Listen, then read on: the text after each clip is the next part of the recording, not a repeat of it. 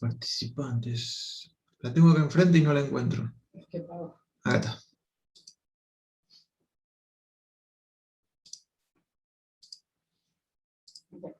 Listo.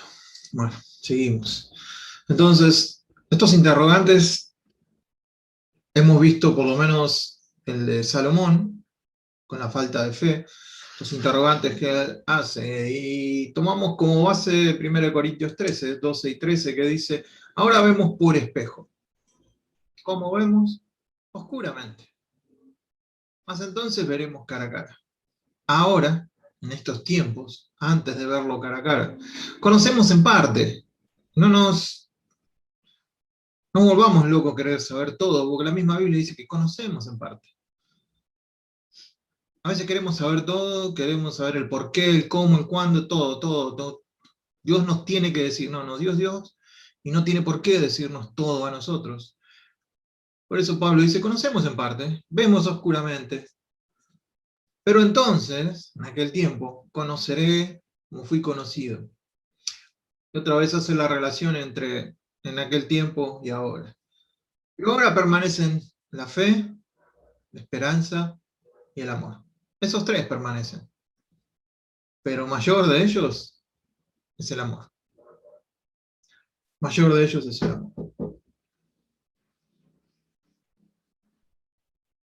Entonces, a los interrogantes clásicos de todos los tiempos, hay respuestas clásicas para todos los tiempos.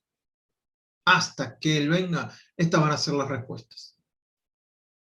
En Cristo, el clásico de todos los tiempos es fe, esperanza y amor.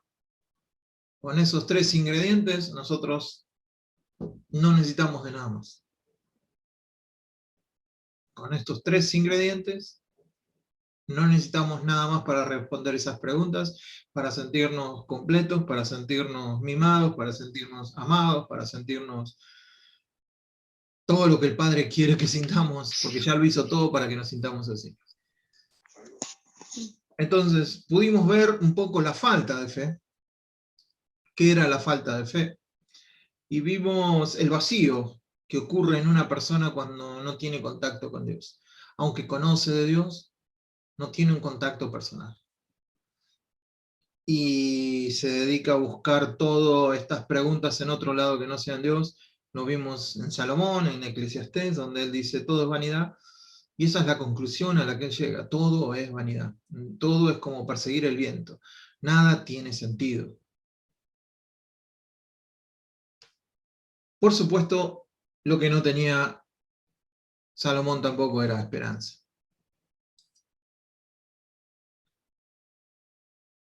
La fe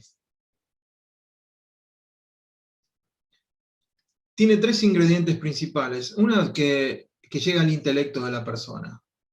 ¿Sí? La fe es por el oír.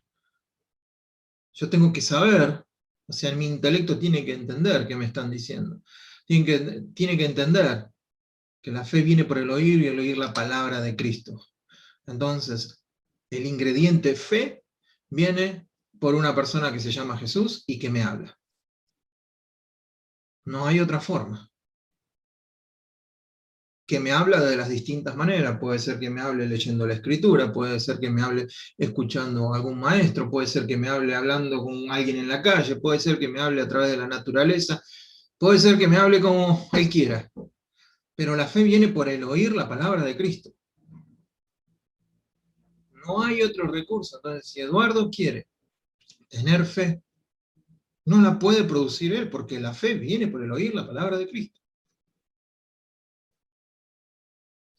Si no, deberíamos cambiar ese versículo. Vamos para adelante. En la voluntad es un acto de la voluntad. La fe sin obras es muerta. ¿Por qué? Porque si no, una vez que la palabra de Cristo viene, yo solamente la siento mentalmente, pero no tengo una acción sobre eso, esa fe está muerta, porque en realidad no le estoy creyendo, porque no la estoy poniendo en obra. Lo que nosotros creemos es lo que hacemos. ¿Cómo sabemos que alguien cree algo? Porque vive de acuerdo a lo que hace. Entonces la fe también involucra, una vez que escuchamos, el obedecer, el hacer lo que escuchamos, el creer de tal manera que lo pongo en práctica. Si no, no es fe. Si yo creo pero no lo vivo, no es fe. Es creencia, llamémoslo como querramos, pero no es la fe bíblica. Entonces, de esa manera estamos respondiendo a ese conocimiento, a esa revelación de parte de Jesús. Y el tercer ingrediente es lo emocional, es la experiencia del gozo. Hay una experiencia que explota en nuestros corazones cuando escuchamos a Jesús, cuando hacemos o vivimos de acuerdo a lo que Jesús nos dice, se experimenta en nosotros un gozo, una alegría, algo rebosante en nosotros. Miren, no estén preocupados, les doy buenas nuevas de gozo, dice el Padre. No creamos más las mentiras de que el Evangelio es algo que nos viene a condenar. Por más que lo predique quien lo predique. Son buenas nuevas, no son malas noticias. Son buenas noticias que nos hacen danzar, que nos hacen gritar de alegría, que nos hacen explotar de gozo. Son tan buenas noticias que rebosamos, eso es lo que la Escritura dice, el gozo puesto en nosotros, es la fuerza de Dios. Y entonces, si la palabra viene de ese mismo Dios, Jesucristo, nosotros la escuchamos, la ponemos por obra, no puede haber otro resultado que el gozo. Básicamente son tres ingredientes que involucran todo el ser: intelecto, voluntad y emociones. El fractal, uno de los fractales para la fe es Abraham, es el padre de la fe. ¿Cómo determinó Dios qué iba a ser la fe? Y le dijo a Abraham, salí y contá las estrellas. Hablando de imágenes, ¿no? Le dio una imagen para pensar. ¿Ves las estrellas? Si las podés contar, así va a ser tu descendencia. Abraham le creyó a Dios. Ese acto de creerle a Dios, lo que Dios, la voz de Dios, ese acto de Abraham creer, dijo, le fue contado por justicia. Entonces determinó Dios que eso iba a ser la fe. Y de ahora en más vos vas a ser el padre de fe, de todos los que crean como vos. ¿Tuvo otros actos de fe? Sí, podemos pensar también en cuando Dios le pide que sacrifique a Isaac. Vemos los tres ingredientes. El intelectual, tenemos que escuchar la voz de Dios. Fue, preparó todo, levantó la mano con el cuchillo, y cuando apareció el carnero ahí se llenó de gozo porque no tuvo que matar a su hijo. El elemento de la fe. Otra imagen importante de la fe es la serpiente de bronce en el desierto. La serpiente de bronce es Dios determinó, háganse una serpiente de bronce, viene la parte intelectual, Dios habla y dice qué hacer, hagan una serpiente de bronce. Nadie se le hubiera ocurrido en todo ese campamento, aunque hubieran vivido toda una eternidad, que tenían que hacer una serpiente de bronce para ser curados. Tenía que venir la voz de Dios. Dios dijo, háganse una serpiente de bronce. El elemento de la voluntad, todo aquel que mire va a ser sanado. ¿Sí? ¿Y qué experimentaban? El gozo de la sanidad. Por eso Jesús, cuando le dice a Nicodemo, es necesario que el Hijo del Hombre sea levantado, así como Moisés levantó a la serpiente. Entonces, estas son dos buenas imágenes que podemos tener para lo que es fe, que no es producida por nosotros, sino que es aceptada a lo que Dios dice. Aceptamos lo que Dios dice. Concordamos con Dios en que lo que Él está diciendo es verdad. ¿Y cómo nos damos cuenta que nosotros le estamos creyendo a Dios? Porque lo ponemos en práctica. Y el resultado de poner en práctica lo que escuchamos de Dios va a ser alegría, gozo.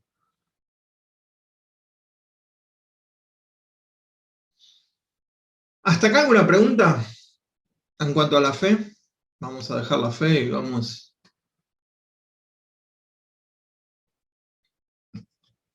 Esta es una parte importante de concepto básico de lo que es la fe.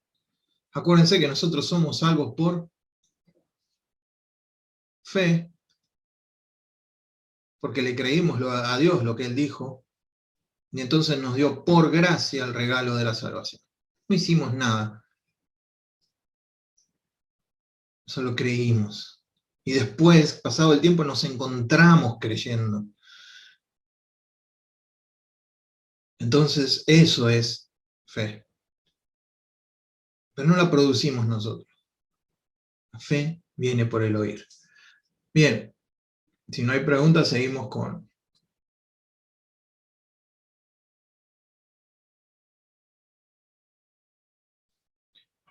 La fe es una moneda. De un lado está la fe y del otro lado de la moneda está la esperanza. Son dos caras de la misma moneda. Eso es lo que quiero establecer hoy. Con la ayuda de Dios, que Dios me ayude a explicarlo si es que puedo. Es una misma moneda. Según la Real Academia Española, la esperanza es el estado de ánimo que surge cuando se presenta como alcanzable lo que se desea. Esa es la definición normal de esperanza. Me encantaría que mañana no lloviera. Deseo, tengo esperanza que no va a llover. Eso entra dentro del diccionario de la Real Academia. La Real Academia, como segunda acepción, dice, es el valor es el valor medio de una variable aleatoria o de una distribución de probabilidades. Yo sé que suena difícil, pero quédense con esa palabra, probabilidades. Probabilidades. Entonces tenemos, para poner un ejemplo, dos chicos que están por tomar un examen. Uno estudió muy bien, la pila de la cabeza la tiene casi completa. En cambio tenemos otro que no se preparó nada. Entonces fue al examen sin estudiar, sin nada. El primero puede decir, yo tengo esperanza de que me va a ir bien en el examen. Tiene todas las probabilidades de que le vaya bien en el examen. El otro puede decir, y yo tengo esperanza que me vaya, porque quizás me toman justo lo que yo sé. Pero los dos tienen esperanza, pero están limitados a las probabilidades. ¿Qué pasa si el que estudió todo, de repente viene el maestro y toma algo de lo que no vieron en el curso? Las probabilidades bajaron. Él hizo todo de su parte, pero su esperanza de salir bien se vino al tacho. Según lo que dice el diccionario de la Real Academia. ¿Se entiende? ¿Me expliqué? Entonces, acá es probabilidades. No hay ninguna garantía. Yo tengo esperanza que va a salir bien, pero no me puedo garantizar que va a salir bien. Ahora, la esperanza en el Antiguo Testamento ya hemos visto, no voy a volver, pero acuérdense de Rahab y el cordón rojo. Fue así como nació la palabra esperanza. Es ese cordón atado en la ventana. David dice de la esperanza, mi carne también reposará en esperanza. Cuando se muera, él está seguro. No sé qué toque. Se agrandó. Se agrandó el pavor. Ahí está. Salomón, justo, del que veníamos hablando, en algún momento tuvo esperanza, y él dice, el justo tiene esperanza en su muerte.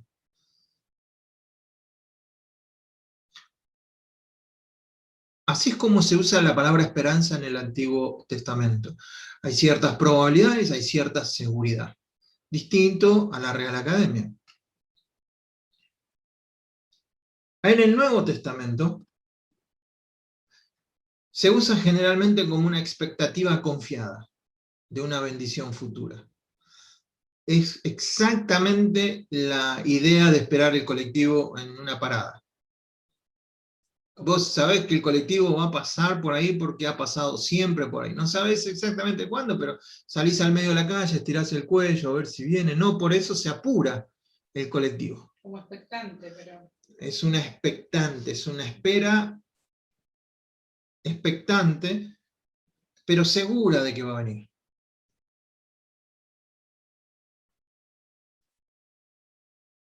La fe es la confianza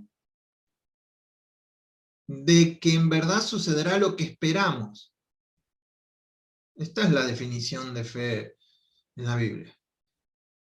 Es lo que nos da la certeza de las cosas que no podemos ver.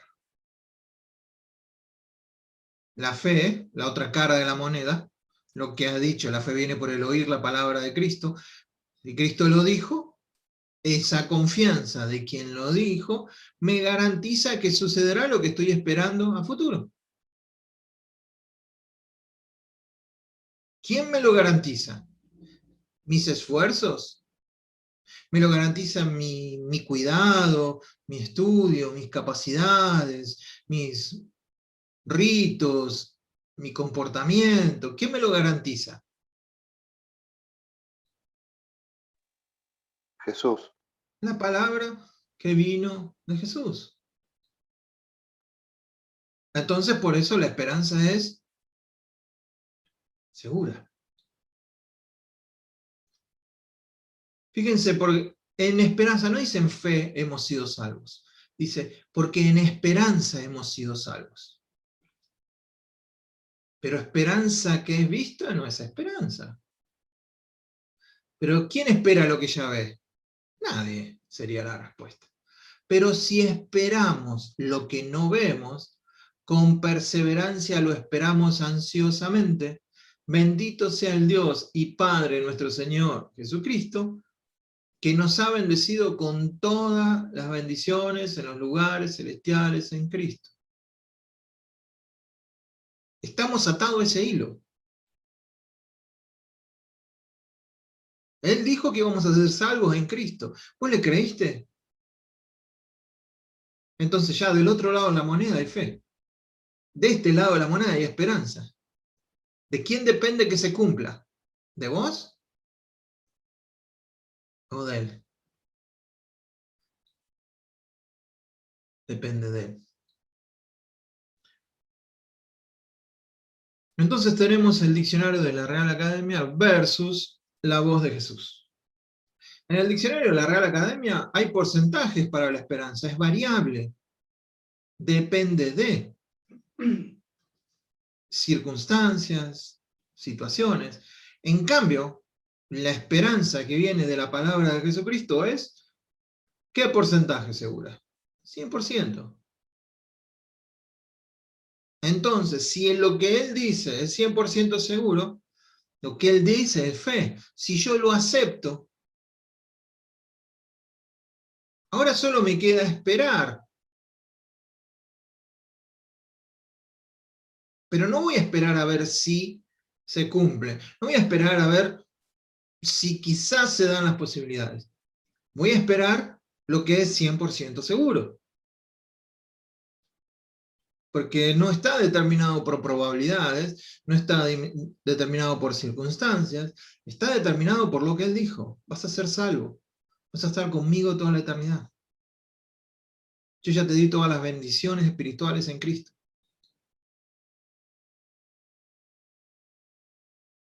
Entonces yo tengo que vivir conforme a eso. ¿Se va entendiendo? Ayúdenme a entender si yo me estoy explicando. Allá veo un dedo, no creo que sea el de Almita, debe ser el de Pau. Pues si no, creció mucho de golpe.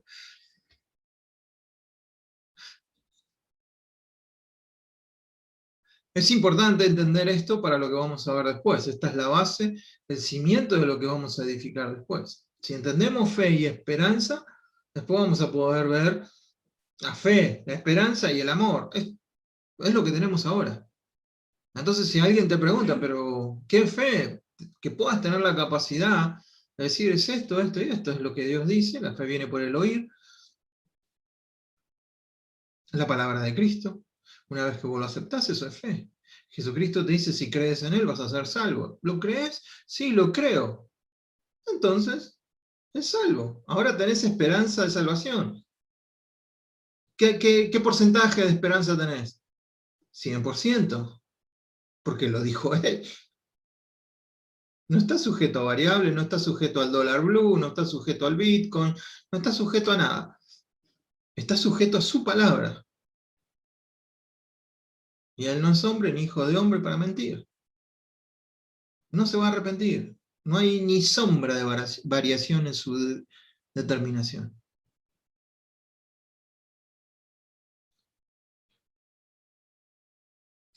Y comenzó a enseñarles, Jesucristo, que le era necesario al Hijo del Hombre padecer mucho. Esto le está hablando a los discípulos. Y ser desechado por los ancianos, por los principales sacerdotes, y por los escribas, y ser muerto, y resucitar después de 3 días. Esto les decía claramente. ¿Cómo se los decía? Claramente. Entonces Pedro lo tomó aparte y le empezó a reconvenir. No, mirá, la cruz, bueno, no vamos a entrar en esa parte, pero fíjense que Jesús les hablaba claramente que iba a ser desechado por los ancianos, por los principales sacerdotes, por los escribas, iba a ser muerto y que iba a resucitar al 3er día.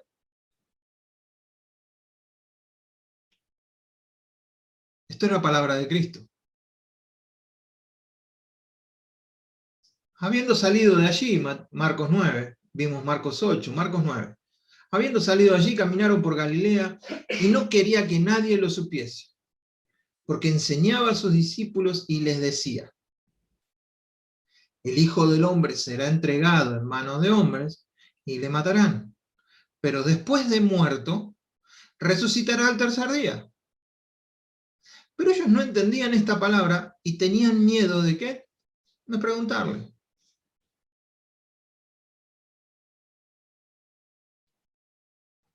Primera predicación, primera enseñanza, miren, me van a entregar, me van a hacer de todo, me van a matar, pero al 3er día resucito. Más adelante, miren, me van a entregar, me van a matar y al 3er día voy a resucitar. Marcos 8, Marcos 9, Marcos 10. Entonces, volviendo a tomar a los 12 aparte, les comenzó a decir las cosas que le habían de acontecer. Y aquí subimos a Jerusalén, y el Hijo del Hombre será entregado a los principales sacerdotes y a los escribas, y le condenarán a muerte, y le entregarán a los gentiles, y le escarnecerán, le azotarán, y escupirán en él, y le matarán. Y dice, mas al 3er día resucitará. Palabra de Cristo. O sea, los discípulos no tenían falta de información. No tenían. Nosotros los vemos después, en el día de la crucifixión, asustados, escondidos, pasando 3 días, eran los primeros incrédulos. María va al sepulcro a buscar el cuerpo. Otra incrédula más. Porque no habían recibido, está bien, no tenían Espíritu Santo todavía, entendemos todo eso. Pero lo que nos sirve esto es para entender que si uno no recibe la palabra de Cristo, no hay fe. Y si no hay fe, ¿qué esperanza puede haber? Los dos que iban camino de Maús dijeron, nosotros esperábamos que Él nos iba a liberar de los romanos. Esa era la esperanza que tenían. ¿Fundada en qué? Jesús nunca dijo eso. Pero sí les había dicho esto. Y se los encuentra camino en el Emaús y les dice, ¿por qué están así? Entonces tenemos la moneda, de un lado la fe, lo que Jesús dice. La fe viene por el oír la palabra de Jesús. Y la esperanza es la otra cara. Si Jesús lo dijo, si Jesús te lo dijo, tenés un 100% garantizado que lo que te dijo se va a cumplir. No lo que vos pensaste que te dijo, no lo que vos creés que dijo, no lo que vos quisieras que Él te diga, sino se va a cumplir lo que Él te dijo.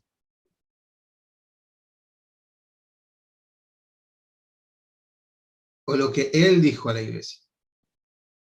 Está claro eso porque pueden venir profecías de alguien que cree que esa profecía es que algo se lo dijo Jesús y quizás no se lo dijo Jesús. Y no se cumple porque Él no está obligado a cumplir algo que Él no dijo.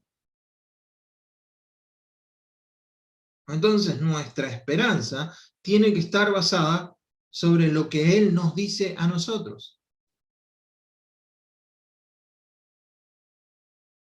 Por medio de la Escritura, por medio de alguna predicación, por medio de algún sueño, por medio de alguien que nos hable y decir, esto me lo está diciendo Dios, aunque la persona, un amanecer, un anochecer, un paisaje. Dios habla.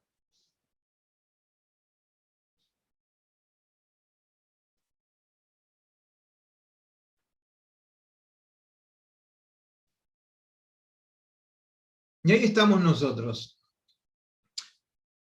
frente a la salvación, frente a lo que Jesús nos dice. Nadie de nosotros está preparado de tal manera, ninguno, ninguno de los que me está mirando está preparado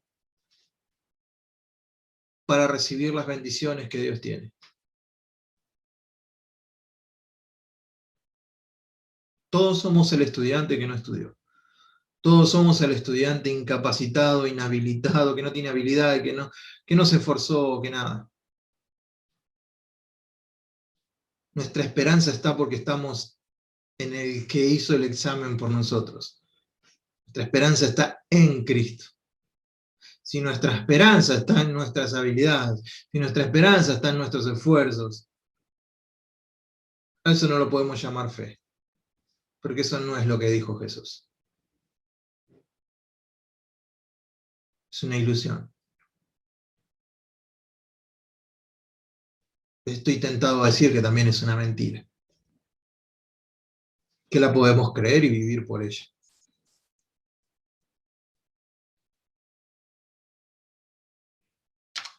De estos dos, el más parecido somos estos. Pero aunque somos los más incapaces, los menos preparados, estamos dentro de aquel que ya pasó el examen. ¿Cómo sabemos que pasó el examen? Porque está vivo. Está vivo. En el Antiguo Testamento el pueblo esperaba que el sumo sacerdote entrara.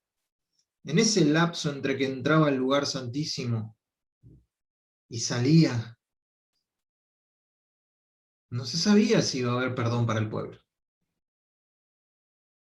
El sumo sacerdote desapareció de la vista y está en el lugar santísimo y todo el pueblo esperando.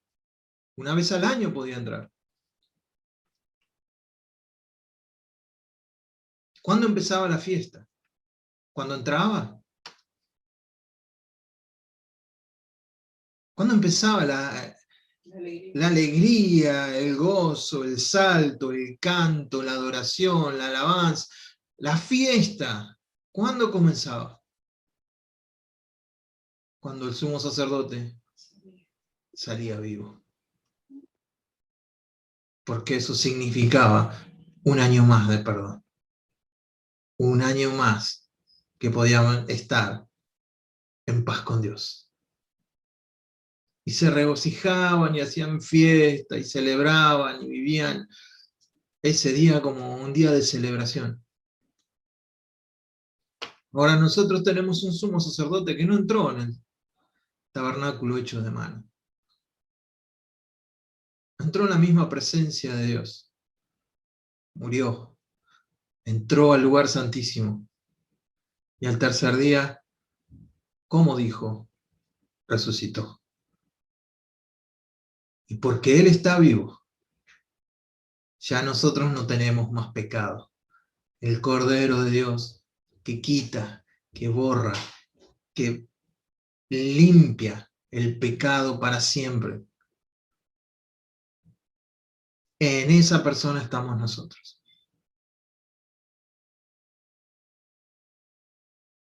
Así que no hay que tener esperanza de que nos perdone los pecados. O sí tenemos que tener la esperanza, pero 100% seguros de que nos va a perdonar. ¿O qué porcentaje me irá a perdonar?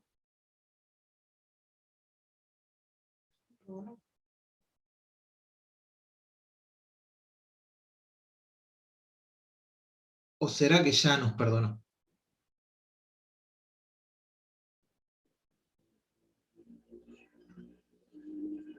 Todo hace pensar que ya nos perdonó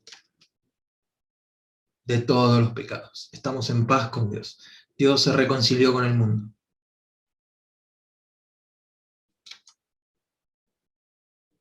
Así que de los clásicos de todos los tiempos, la fe y la esperanza son dos cosas importantísimas. Las dos tienen su fuente, su recurso, que es Jesús. No tiene que nacer de nosotros la esperanza. La esperanza no tiene que estar basada en nosotros. Y la fe no tiene que estar basada en nosotros.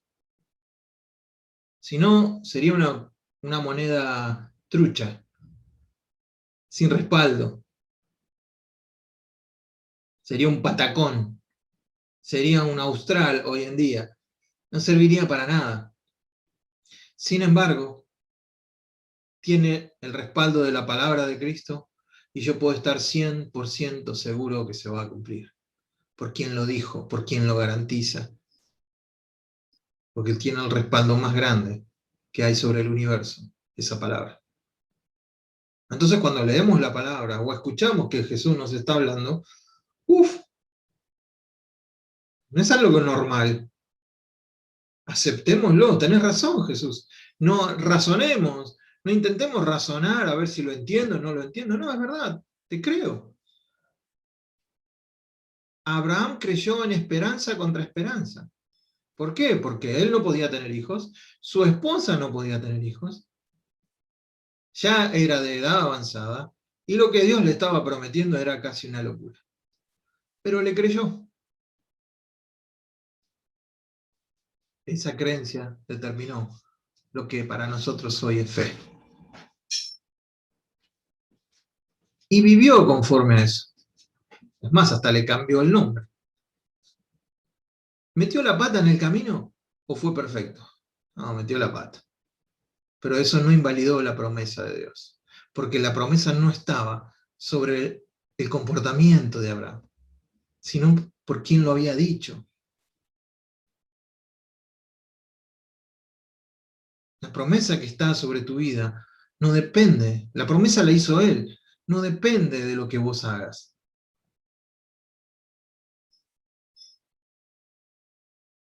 Depende del que lo prometió. Ahora sí hay algunas promesas que son condicionales, que Dios te dice, mira, si vos haces esto, yo voy a hacer esto. Pero la salvación es creer.